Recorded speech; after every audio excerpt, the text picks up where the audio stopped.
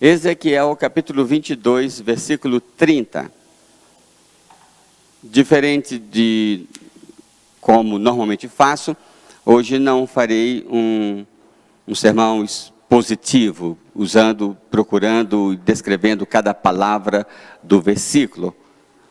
Quero conversar com os irmãos sobre a intercessão na vida de crentes normais. Vou chamar de normais aqui, entre aspas. Hoje faleceu a irmã Cleusa Piragini, esposa do pastor Piragini, lá da primeira de Curitiba. E ela sim é considerada uma gigante, até hoje, considerada uma gigante na oração. Você já ouviu falar e você já leu sobre crentes que passam horas orando. 6 horas orando. Você já ouviu sobre igrejas na Coreia que passam horas de joelho, madrugadas? Meus irmãos, eu não faço isto. Eu não tenho essa vida de horas de oração, ajoelhado e em jejum. E sempre me sentia um pouquinho assim desconfortável, quase que com um sentimento de culpa, por eu não ter essa prática de horas de oração. Eu estou sozinho?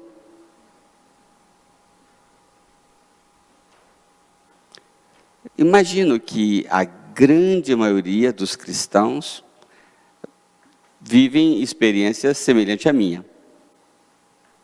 Eu não vou me sentir um ET por ser um pastor que não passa 8 horas de joelho todos os dias orando. Eu quero ler para você e quero ter uma conversa muito franca com você sobre esse assunto. E quero ser honesto com você. E quero me basear nesse texto de Ezequiel capítulo 23, versículo 30. Procurei entre eles um homem que erguesse o muro e se pusesse na brecha diante de mim em favor desta terra, para que eu não a destruísse, mas não encontrei nenhum. Bom, primeiramente, parece que esse problema que eu tenho, e que a nossa geração de cristãos tem, não é algo exatamente novo, né? Estes gigantes da intercessão, que precisamos tanto deles, que Deus chama de um modo muito especial. Eu estou convicto de que Deus chama algumas pessoas para um relacionamento extraordinário com Ele. A Bíblia fala muito de homens comuns. Meu filho Tiago estava contando quantas vezes Deus se manifestou a Abraão, a Isaac e a Jacó, e depois a José. E ele observou, eu não lembro de cabeça, porque eu nunca tive uma boa memória, mas ele menciona, parece que 14 vezes Abraão, 7 vezes a Jacó e 8 vezes a Isaac, coisa mais ou menos assim, que eu não sei os números exatos. Mas ele diz: Pai, nenhuma vez ele se manifestou a José.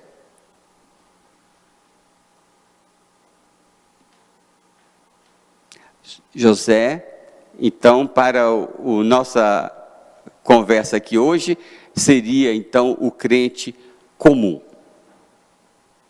O crente que não recebeu nenhum anjo numa das madrugadas aí, com uma mensagem extraordinária, como Abraão recebeu lá os anjos do Senhor.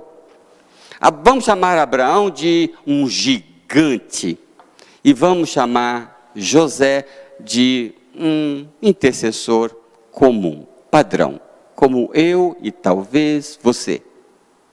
Você talvez não se identifique, você diz assim: eu não posso ser um Abraão.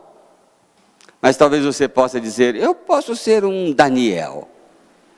Eu posso orar 3 vezes ao dia. Isso eu posso. Você pode ser como um José, que estuda a palavra, procura entender o que Deus está para fazer pelo estudo da palavra. Nunca recebeu na vida estava lá dormindo e foi acordado e tinha 3 anjos sentados à beira da sua cama. Você nunca viveu experiências assim. Então você, como eu, talvez se considere um crente comum. Mesmo para nós, talvez, nós que somos comuns, mas amamos a Jesus, não amamos? Amamos a igreja de Jesus, não amamos? Queremos que as pessoas sejam salvas, não queremos, Thomas?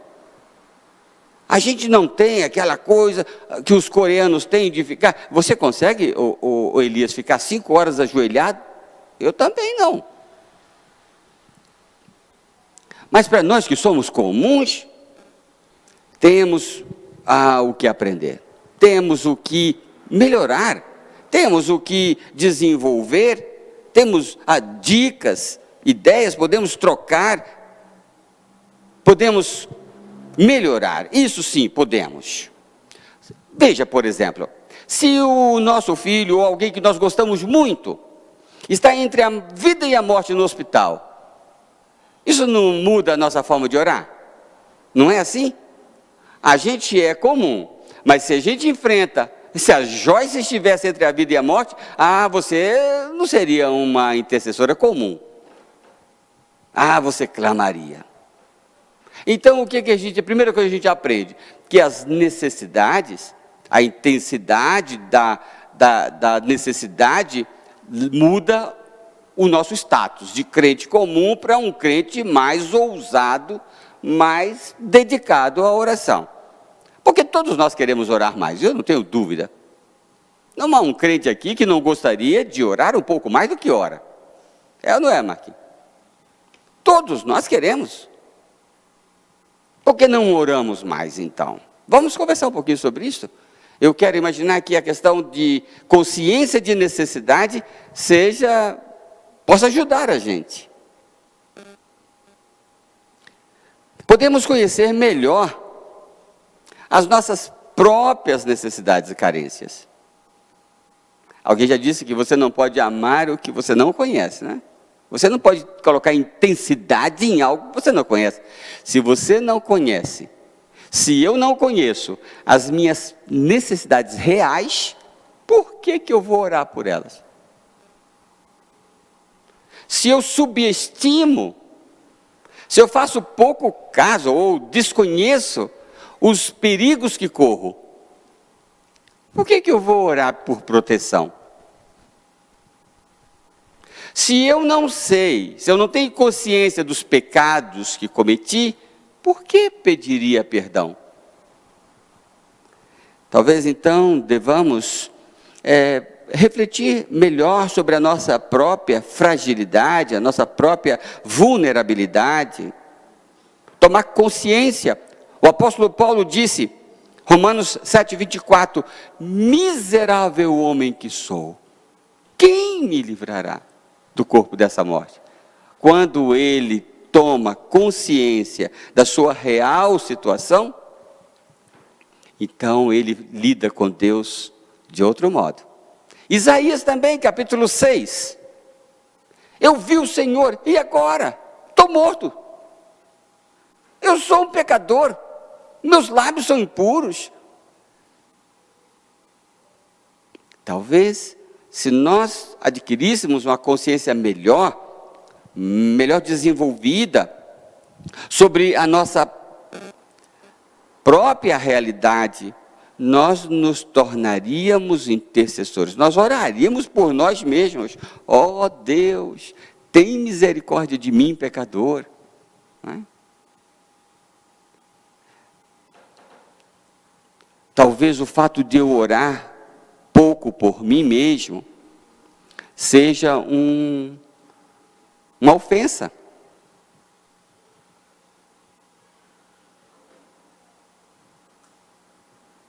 O pastor estava pregando, e todo pastor diz que é pecador, né?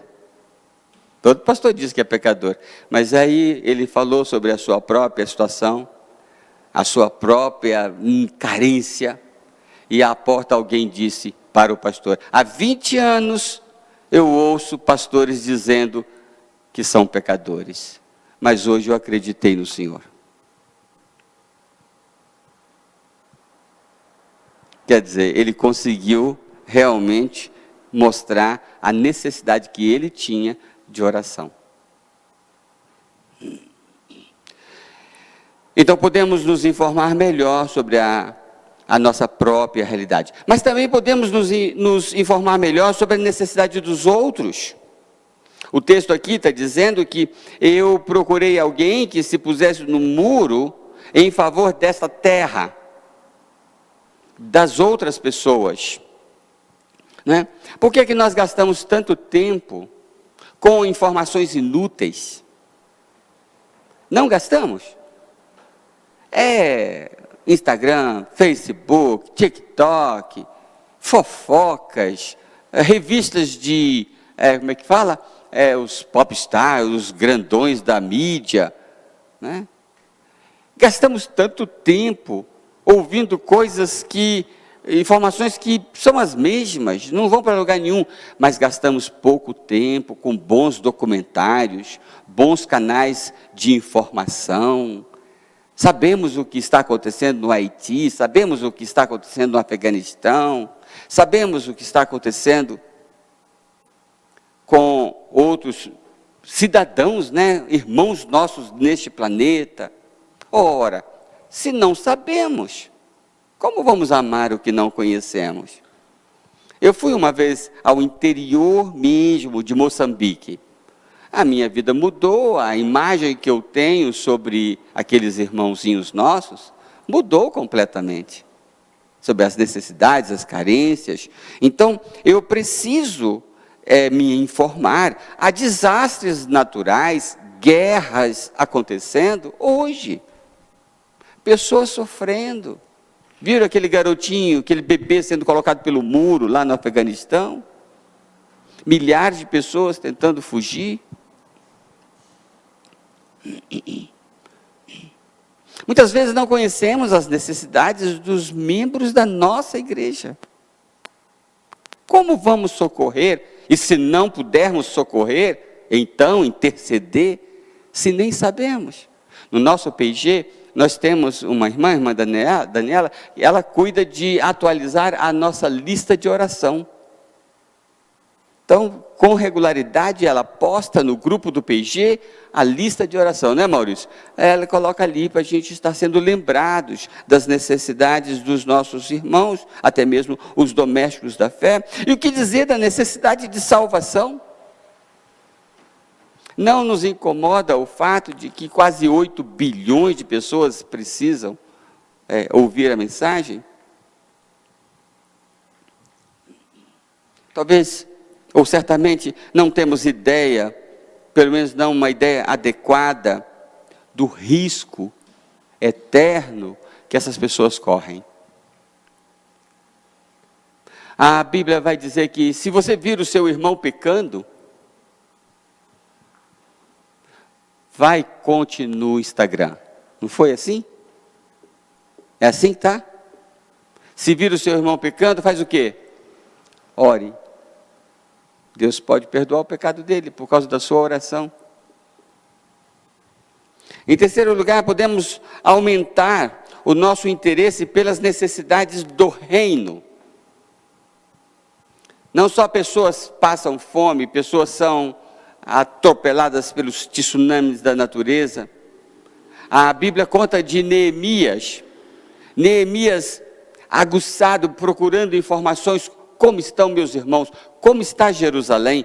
Como estão os muros, os portais que representam a glória do Senhor? E ao ser informado de que estavam queimados, derribados e espalhados, ele então foi para o seu canto de oração, ele buscou o Senhor, ele confrontou o Senhor. Senhor, tu disseste, mas também disseste, ele confrontou o Senhor no sentido de invocar as promessas do próprio Deus em favor do povo. Então ele estava lutando pelo povo, pelo povo do Senhor, que hoje poderíamos dizer pela igreja do Senhor. Como está a igreja do Senhor nesse tempo? Eu tenho notícia disto. O que sabemos sobre a necessidade de unidade na igreja? Este é o tema, irmãos. Este é o sopro do Espírito neste momento da história. A unidade da igreja. Que sabemos, que ideia temos sobre a santidade da igreja? Com os líderes religiosos se envolvendo com falcatruas, com acordos políticos, com igrejas que vão se tornando conhecidas como empresas, que fazem negócios. Que podemos fazer pela santidade da igreja do Senhor? Não subestimamos as estruturas da maldade? Não esquecemos que o reino está sob ataque continuado? Será que nós estamos achando que vamos vencer o mal com inteligência, com política, com educação?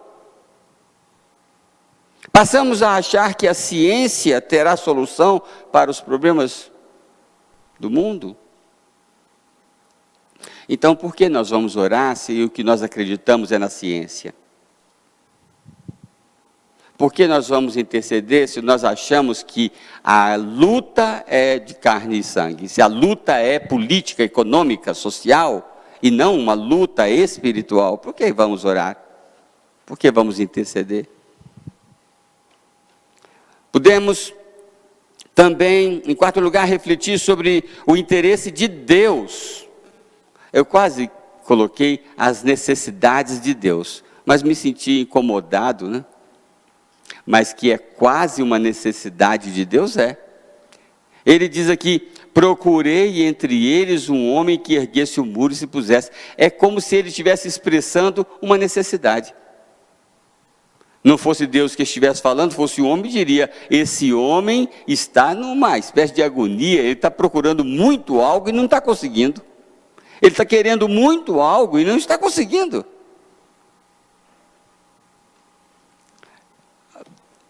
Parece não, Deus quer conversar comigo sobre os planos dele. Não é isso muito forte? Quando ele estava para destruir Sodoma e Gomorra, ele disse: não vou contar a Abraão o que pretendo fazer? Então parece que há necessidade, entre aspas, de Deus. Mas eu posso entender isso, e eu acho que você também pode entender isso. Quando você tem que tomar uma decisão muito grande, quando eu estava, por exemplo, para tomar a decisão de me jubilar, então eu vou deixar de ser pastor de uma igreja. Quando eu estava para tomar essa decisão, eu senti que eu precisava conversar com amigos. Então eu tenho lá, e você também, eu tenho lá meus 5 ou 6 amigos mais íntimos. Então eu liguei para eles: olha, eu preciso conversar, né? Eu preciso conversar sobre as grandes decisões que eu vou tomar. Não é assim? Se você decidir pedir a menina em casamento, você não quer conversar com alguém? Se você decidir vender a sua casa, você não quer conversar com alguém? Se você decidir largar o emprego, você não quer conversar com alguém? Quando nós estamos para tomar grandes decisões, nós queremos conversar com os nossos amigos. Veja, isso é de qualquer pessoa. Deus não é diferente. Quando Ele está para fazer algo grande, Ele quer conversar com alguém. Quando Jesus estava lá no Getsemane, Ele disse: fiquem aqui comigo. Eu queria muito tomar essa ceia com vocês. Sempre que nós estamos para fazer algo grande, nós queremos conversar, porque nós somos pessoas. Nós não somos máquinas, nós somos feitos à semelhança de Deus. Deus também é assim. Então Ele quer conversar conosco. Isso nos leva então à intercessão, a conversar com o Senhor sobre os planos dEle. Podemos ainda crescer na compreensão de qual o nosso papel nesse tabuleiro. Nesse tabuleiro da vida. Se nós crescermos na compreensão do nosso papel, isso vai mudar a nossa forma de ver a vida de oração. Meus irmãos, aqui e em casa, nós somos filhos de Deus.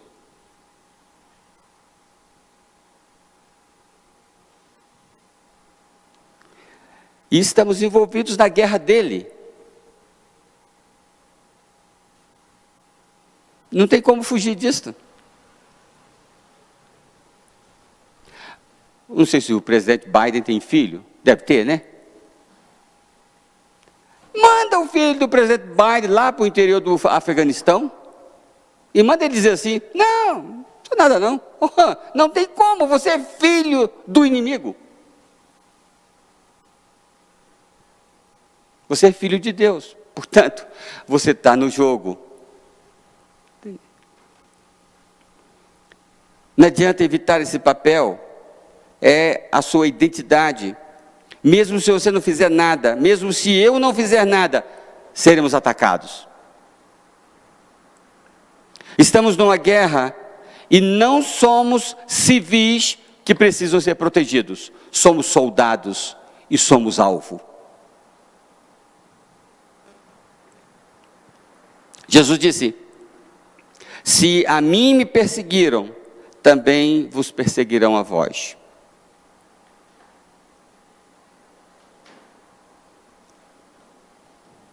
Então nós precisamos entender o nosso papel nesse enredo. Eu não posso dizer, eu sou crente comum. Nesse sentido, você pode ser um crente comum, mas você não é uma pessoa comum. Você está no jogo, você é um alvo, você é um soldado e você tem um lado. Por fim, podemos investir em disciplinas espirituais que nos ajudam a vencer as fraquezas naturais. Disciplinas espirituais que nos ajudam a vencer fraquezas espirituais. Podemos chamar isso de gatilhos de proteção, que o próprio Senhor coloca. Nem todos somos gigantes da oração. Somos regulares, somos padrão, somos gente normal, que aceitou Jesus, que ama Jesus, que busca Jesus, e que tem fraquezas. Você não vai para o inferno porque você não ora 6 horas por dia. Mas há proteções que o próprio Deus providencia para nos ajudar. Talvez a maior dessas proteções chama-se igreja. E aí você quer ser um soldado que é alvo do inimigo, mas fora da igreja. Não é loucura um negócio deste? Então, disciplinas que nos ajudam, um plano de leitura da Bíblia. Ajuda ou não ajuda a melhorar, a fortalecer a minha vida de oração? Hábitos de oração. Daniel orava 3 vezes ao dia. Eu e a minha esposa temos por hábito, desde o dia da lua de mel, de orarmos antes de dormir. É um hábito bom ou é um hábito ruim? Quantas orações foram acrescentadas à nossa vida por conta da introdução deste hábito? Nós, lá em casa, oramos todo santo dia nas refeições. No café da manhã, no almoço, no lanchinho da tarde e no jantar, quando há jantar. Todas as vezes que nos reunimos para comer, pode estar o presidente da República lá em casa. A gente diz, vamos parar um pouquinho e vamos agradecer a Deus. Isto é ou não é um hábito que ajuda nas nossas fraquezas? Porque é muito fácil nós nos acostumarmos a não orar e a entrar numa rotina. Mas você introduz um hábito de não comer sem orar. um plano de leitura da Bíblia, um hábito de oração, uma frequência de oração, uma rotina familiar, um momento de a sós a Deus marcado, agendado, a regularidade aos cultos. Meus irmãos que estão em casa, estamos caminhando para em breve encerrar essa restrição de cada membro da igreja escolher um culto para frequentar. E então poderemos voltar a frequentar os 3 cultos, se a nossa agenda permitir. E você não está frequentando nenhum culto ainda? Isso não ajuda. Não é um hábito que colabora. O Coral Celebrai voltou a reunir, não voltou? E o Coral Celebrai tem um percentual de irmãos idosos maior do que a média da igreja. Irmão, aceita mesmo que você não goste muito de ouvir isto, mas considere a possibilidade de retornar à regularidade do culto. E se você não tinha regularidade, pense na possibilidade, aceite essa palavra do pastor, considere a possibilidade de tomar uma decisão, de ter regularidade. Eu tenho regularidade de frequentar ao culto. Irmão, Edir está aqui. Décadas frequentando o culto do Senhor, sempre que pode. Isso ajuda muito. Então introduza regularidade à frequência à congregação, ao culto congregacional. Isso vai ajudar muito. Não vai atrapalhar você.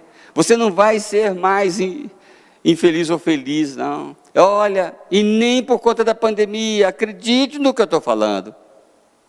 O percentual dos que sofreram com o novo coronavírus, entre os que continuaram frequentando o culto, não é maior do que o percentual dos que sofreram com o coronavírus entre os que não frequentaram o culto. Isto se não for o contrário. Porque é possível que entre os que estão frequentando o percentual seja ainda menor. Então, é estatística, é matemática, é razoável.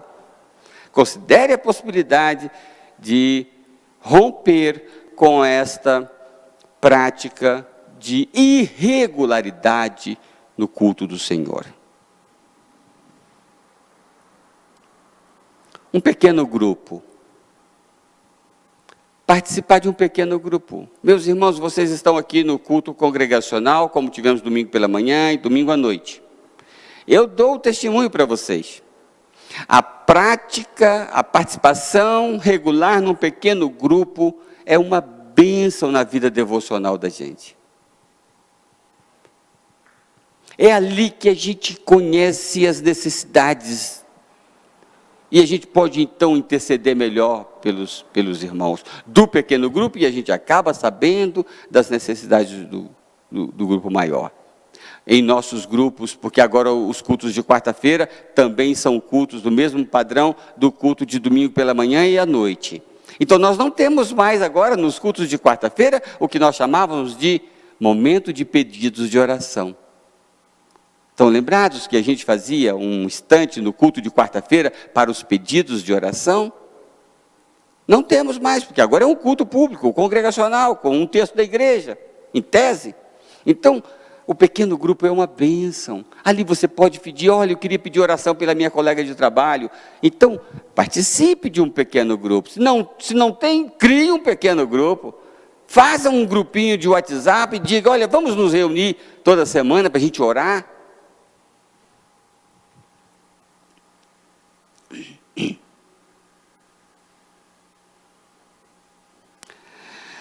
Possivelmente o estar juntos seja o fator que mais estimula a oração. Por conta da nossa natureza. Esse é um gatilho que Jesus colocou. Ele colocou esse gatilho para a minha proteção, para a sua proteção.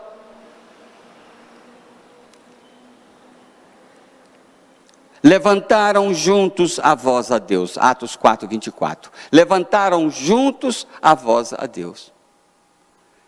Juntos nós intercedemos mais e melhor. Também vos digo que se 2 de vós concordarem na terra acerca de qualquer coisa que pedirem, isso lhes será feito por meu Pai que está nos céus. Jesus está falando aqui sobre a importância de nós termos consciência sobre o poder que há em nossas mãos. O poder que há quando nós nos unimos para orar em favor de algo. Às vezes, certamente, estamos subestimando também o poder da oração. O poder dessa ferramenta, o poder que há quando nós concordamos em interceder em favor de algo. Eu concluo então citando uma frase daquele livro, Por que tarda o avivamento? E em meio a toda essa imensa apostasia, Deus levantou um homem. Observe, não uma comissão, nem uma denominação, nem um anjo, mas um homem, com sentimentos semelhantes aos nossos. Não era nenhum ET, um homem, semelhante a nós. Deus procurou entre eles um homem, não para pregar, mas para se colocar na brecha. E como Abraão fizera antes, agora Elias estava na presença do Senhor. O resultado foi que, tempos depois, o Espírito Santo pôde escrever a história dele com apenas 2 palavras: e orou. Isso é tudo que uma pessoa pode fazer para Deus e para a humanidade.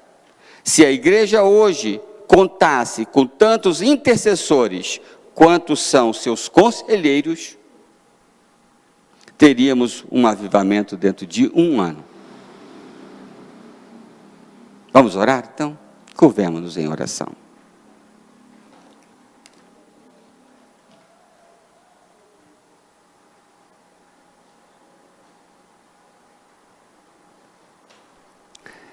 Pai Celestial, sabemos das nossas limitações. O Senhor as conhece melhor do que nós. Mas o Senhor também conhece o amor que temos por Jesus, o amor que temos pela igreja de Jesus, o amor que temos pela palavra de Jesus. Ajuda-nos, Senhor, nas nossas fraquezas. Ajuda a nossa fé quando pequena. Obrigado pelos gatilhos que providenciaste para que fôssemos ajudados nessas nossas limitações. Obrigado pela existência da igreja, daqueles irmãos preciosos, devocionais, que nos ajudam a estarmos mais próximos de Ti. Obrigado, Senhor Deus, por tantos recursos que temos, que abundância, tantas versões da palavra, tantas ferramentas na internet, tantos recursos. Louvado seja o Teu nome por eles. Ó Senhor, desperta nosso coração, desperta o meu coração, desperta esta igreja, desperta as igrejas, Senhor, para desfrutarem mais e mais desse privilégio. Conscientiza-nos, Senhor, do nosso papel e do nosso perigo e da nossa oportunidade. Ó Deus, obrigado porque estamos aqui nesta noite. Celebramos a ceia do Senhor, meditamos na Tua palavra, buscamos a Tua presença. Ó Deus, levanta-nos para estarmos com o Senhor, para conversar com o Senhor sobre os assuntos que o Senhor quer conversar conosco. Porque escolheste, ó Deus, não nos chamar escravos, mas amigos, para nos fazer conhecer o que está no Teu coração. Queremos mais do Teu coração. Essa é a nossa oração. E continuamos o nosso dia orando. E fazemos em nome do Senhor Jesus, o nosso Salvador. Amém, Senhor.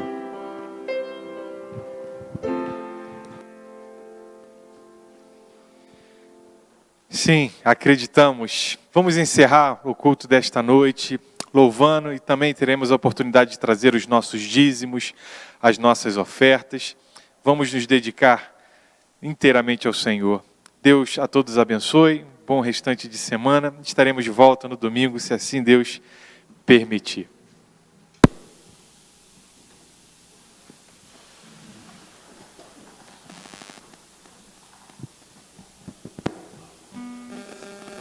Vamos colocar de pé para cantar a última canção.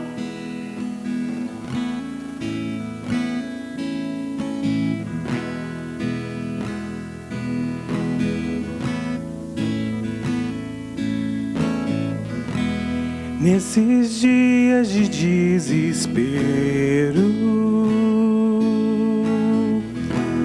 incerteza e medo,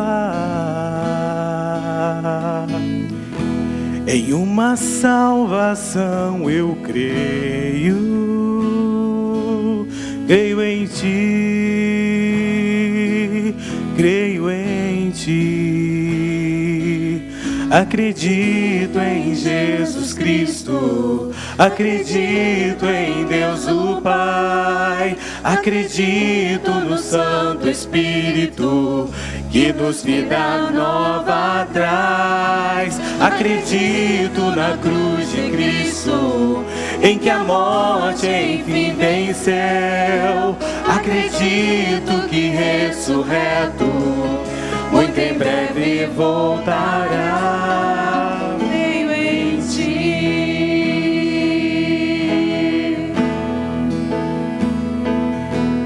Que nossa fé não sejam hinos, apenas notas em canções.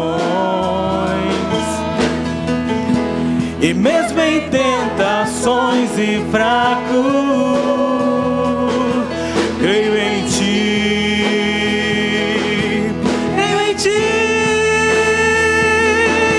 Acredito em Jesus Cristo, acredito em Deus o Pai, acredito no Santo Espírito, que nos vida nova traz. Acredito na cruz de Cristo, em que a morte enfim venceu. Acredito que ressurreto, muito em breve voltará. O perdido encontra o perdão, pois agora aqui o amor venceu, e que a igreja viva esse amor. Creio em ti, creio em ti, e as cadeias não prevaleceram, pois o véu rasgou e veio ao chão. Seu amor não voltará em vão. Creio em ti, creio em ti. Acredito em Jesus Cristo, acredito em Deus o Pai, acredito no Santo Espírito, que nos vida nova traz. Acredito na cruz de Cristo, em que a morte enfim venceu. Acredito que ressurreto, muito em breve vai, em breve voltará.